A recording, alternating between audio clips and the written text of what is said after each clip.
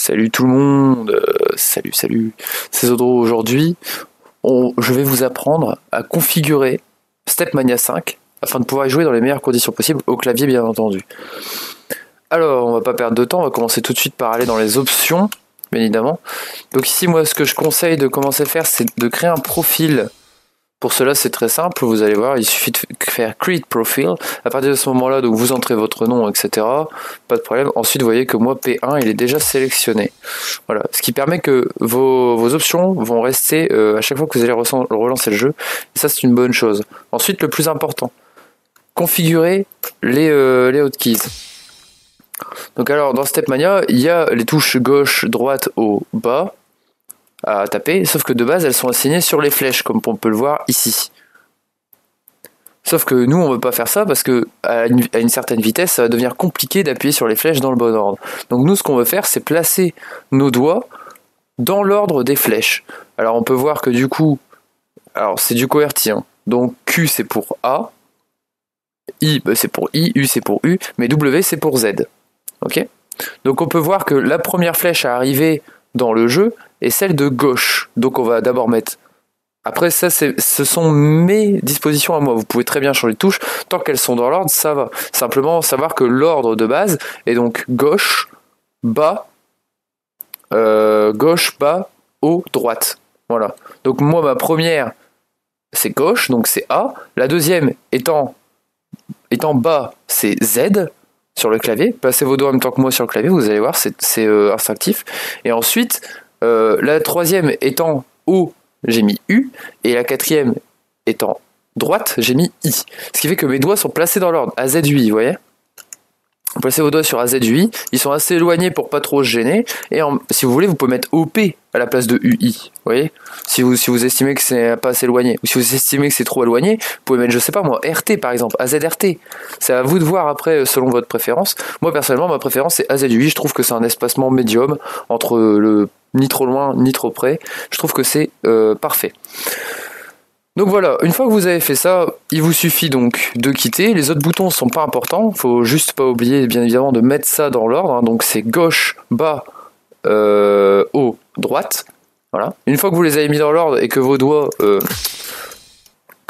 sont sur les bonnes touches, après vous allez voir aussi qu'il y a un moment d'adaptation aux touches que vous allez taper. Vos doigts au début ça va être compliqué de leur dire que ce doigt là ça correspond à une flèche, mais après ça va se faire dans l'ordre des choses, vous allez voir. Donc là déjà, incroyable mais vrai, on en a terminé avec les options. Alors après bien évidemment il y a les thèmes options etc. Bon ça après c'est, si vous voulez explorer les options plus profondément je vous laisse faire. Moi je veux juste que vous puissiez jouer dans les meilleures conditions possibles. Donc ensuite on va faire Game Start, choisir Single. Donc on va partir en normal.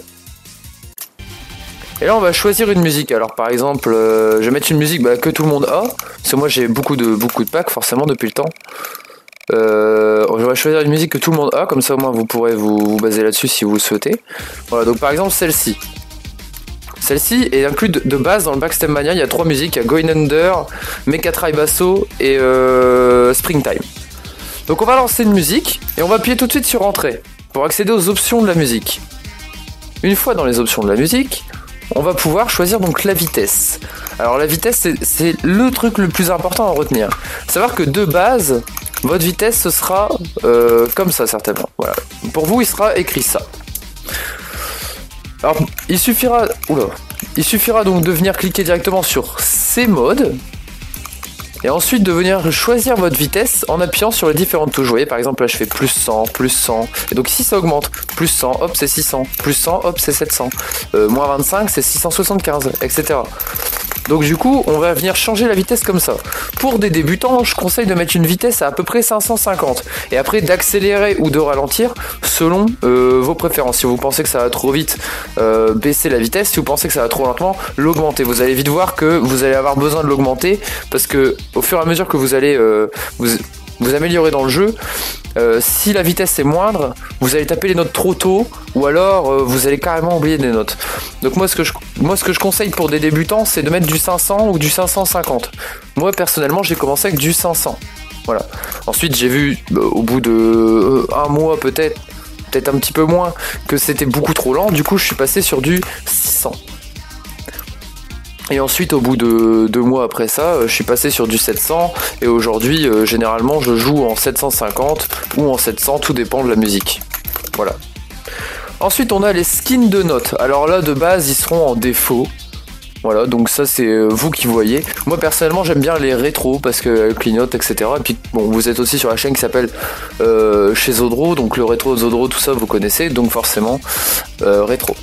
Ensuite les perspectives. Alors, 2 choix possibles, overhead ou distant. Enfin, il y a plusieurs choix possibles, mais je vous conseille overhead ou distant. Alors, overhead, vous aurez moins de place pour voir les notes arriver. Ce qui peut être bien si vous jouez sur un mode de jeu réflexe. C'est-à-dire que vous voyez dans le flou, et dès que la note, elle va apparaître, vous allez la retenir quelques instants, peut-être une seconde, une demi-seconde, une seconde. Moins d'une seconde, c'est sûr et certain, même une demi-seconde à peu près, on va dire. Vous allez retenir une demi-seconde et pas vous allez la taper tout de suite. Tandis que distant, ça permet de voir plus loin. Voilà. Moi je mets en distant parce que je sais pas pourquoi en fait. Je mets en distant parce que j'ai l'habitude de jouer comme ça. Ensuite les accélérations, on n'en met pas. Donc là, bien évidemment, c'est les configurations pour jouer normalement. Si vous mettez boomerang par exemple, les notes vont commencer à faire des hauts bas, etc. Des boosts, des fois elles vont taper une accélération.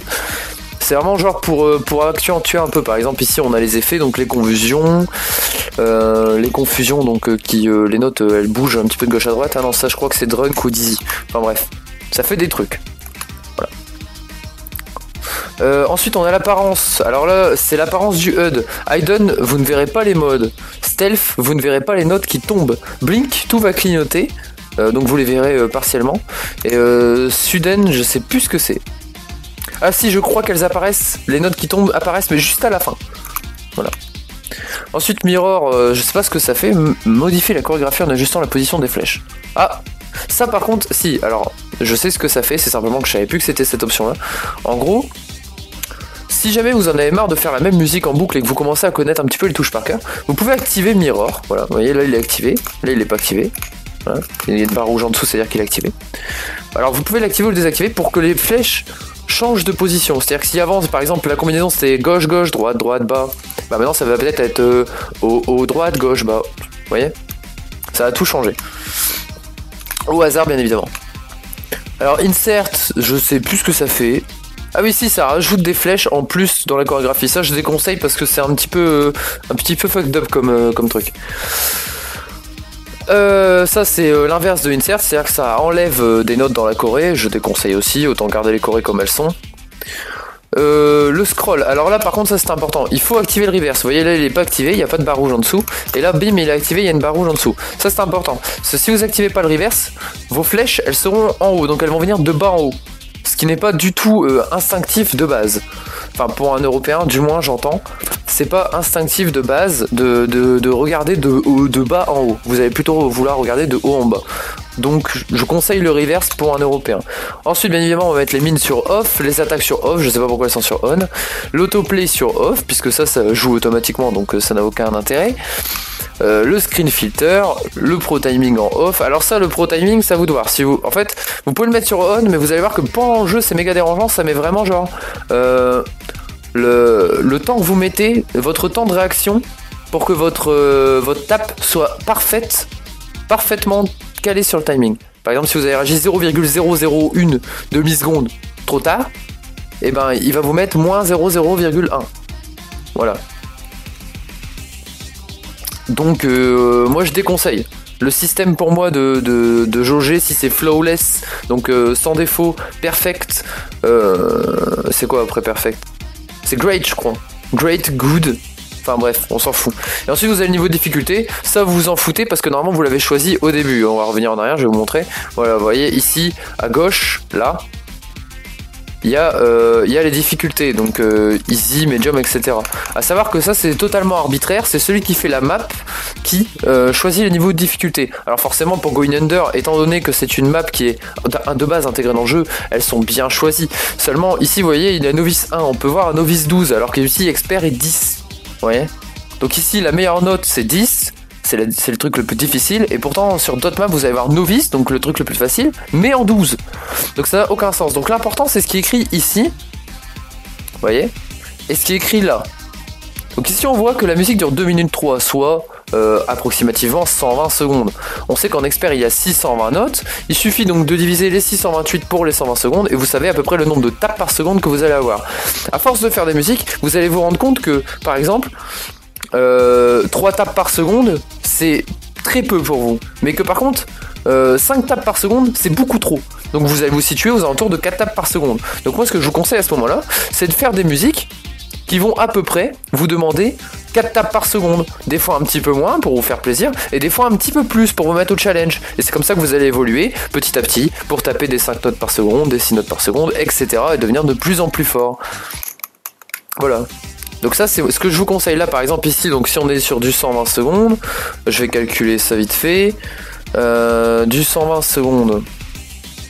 Je prends ma calculatrice, hein, je vais pas le calculer de tête, comme ça je vous donne le résultat le plus précis possible. Alors du coup, 628 notes, je compte pas les sauts et les holds, hein. Parce qu'après bien évidemment comme vous voyez il y a saut et hold. Alors les sauts c'est quand on doit taper 2 notes en même temps, au moins 2 notes en même temps, c'est possible 3, possible 4. Et les holds c'est les notes où il faut rester appuyé dessus. Voilà. Tandis que les mines on s'en fout puisqu'on les a désactivées. Donc là ici on divise 628 par 123. Voilà, et donc on a 5,1 tapes seconde. Voilà, on va appuyer sur 5,1 tapes à la seconde. Si vous voulez, je peux vous faire cette musique-là, mais après j'ai déjà fait sur la chaîne cette musique-là, donc ça me dérange un peu de la refaire. On pourra en faire une autre si vous voulez pour vous montrer un petit peu les configurations. Voilà, il y a beaucoup trop de... Ouais. Si on pourrait s'arrêter là, je crois que je vous ai tout expliqué, mais au moins comme ça vous verrez à peu près ce que ça donne avec la vitesse que je vous montre de base. Game Music Collection Package, il me faudrait une musique pas trop longue, c'est pour ça que j'ai pas dans les Eurobeat parce que c'est un peu... 1 minute 45 c'est très bien, on va faire ça. Hop, j'accède aux options, je vous montre, voilà. Vous voyez c'est resté parce que j'ai mis un profil au début, Zodro. Donc du coup j'ai pas besoin de les refaire, les options existent déjà. Normalement tout est bon, voilà. Je fais exit, et là voilà, donc là le jeu est parfaitement configuré pour mes doigts. Vous voyez les flèches elles sont dans l'ordre, donc si je fais tac tac tac tac, je peux le faire très vite, parce que mes doigts savent où ils sont. Donc là ça typiquement c'est un jump, voilà, vous voyez. Alors le but bien évidemment c'est de pas perdre le combo, en sachant que Flawless, Perfect et Great ne font pas perdre le combo. Si vous faites Good ou moins, vous perdez un combo. Flawless et Perfect vous remettent de la vie, Great ne vous remet pas de vie, vous empêche juste de perdre le combo. Good ne vous remet pas de vie mais ne vous en fait pas perdre non plus. Et en dessous de Good vous commencez à perdre de la vie. Alors la vie c'est la barre en haut qui clignote bizarre, arc-en-ciel là. Quand les combos deviennent jaunes, ça veut dire que vous n'avez pas encore fait de faute dans la musique. C'est-à-dire que vous n'avez pas encore cassé le combo. Donc pas forcément que vous avez fait une faute, mais du moins vous n'avez pas cassé le combo.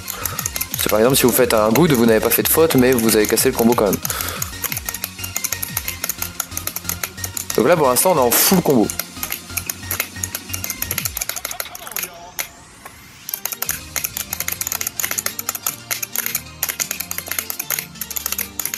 Alors, normalement vous entendez le bruit du clavier, hein. C'est un nouveau clavier donc du coup on entend encore un petit peu les tapes du clavier.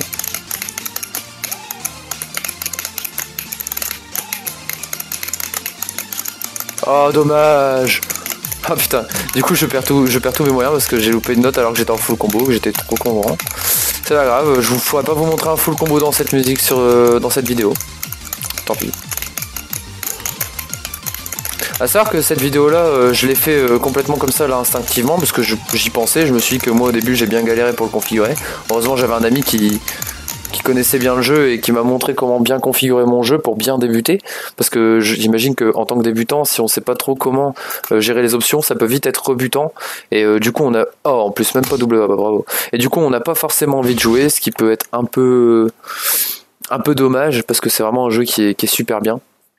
Donc voilà, j'ai fait cette vidéo complètement comme ça sur un coup de tête, donc il n'y a pas de script ou quoi que ce soit, c'est pour ça un petit peu que je me perds dans mes explications, mais normalement vous savez tout sur le jeu pour le configurer parfaitement et pour pouvoir jouer dans de bonnes conditions.